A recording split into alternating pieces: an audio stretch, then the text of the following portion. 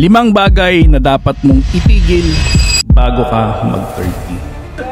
Papunta ka na ba sa 30 o lagpas ka na ng 30? Pero feeling 20 ka pa din. May mga bagay na dapat mo nang itigil bago ka mag-30 or ito mismo ang sisira sa future mo.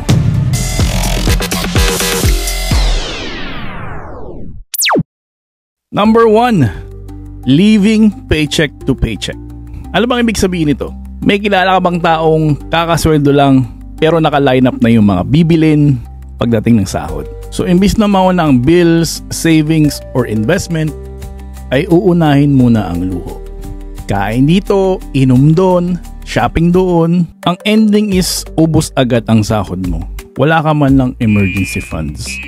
So just in case may magkasakit o may kailangang labas ng pera is wala kang fallback. So ang ending, maghahanap ka ng uutangan. Hindi man ibig sabihin na milyon agad ang iipunin mo. Kahit maliit, basta consistent. Mas okay nang may 10,000 ka sa bangko kesa 10,000 ang uutangin mo sa ibang tao. Sumunod, toxic friendship. Alam mo ba yung tropa na palaging andyan tuwing may party, happenings, or inuman, pero laging nawawala kapag kailangan o meron kang problema? Dapat bago ka mag-30 is marunong ka mag-filter ng mga sinasamahan mo or mga kinakaibigan mo. Kasi habang tumatanda ka is mas konti na ang oras mo. So hindi mo na afford yung mga fake friends. Puro good time na lang ang gusto, di ba? Mas okay nang samahan yung mga kaibigan na sasamahan ka pa angat kesa hihilahin ka pa baba. Kung nararamdaman mo na puro negative daw yung dinadala ng kaibigan mo, mas maigi nang umiwas ka sa mga taong yun. Ang mga fake friends o mga toxic friends ay parang bato yan sa bulsa. Mabigat, pero wala namang silbi. Pangatlo, procrastination.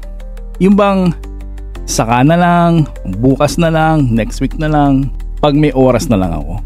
So ilang plano na kasi nawala kasi laging pinopostpone.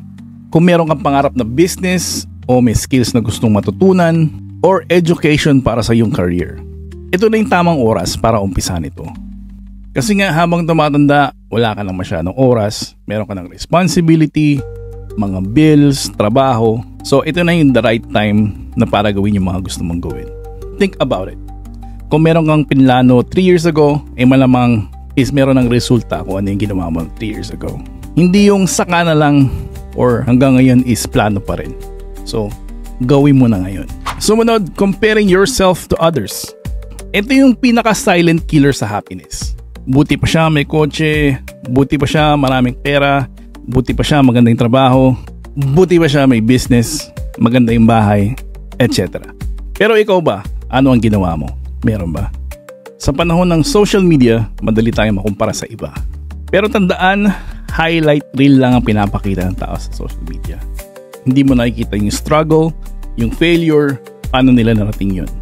So bago ka mag-30 is matuto kang mag-focus sa sarili mo. Mind your own business. Baka sakaling mas magandang takbo ng buhay mo pag sarili mo iniintindi mo kaysa sa ibang tao. Panglima, napaka-importante, neglecting health. Hindi ka na bumabata. Akala mo okay lang yung puyat, inom, junk food, unhealthy foods. Pero trust me, pag 30 ka na, doon mo mararamdaman lahat.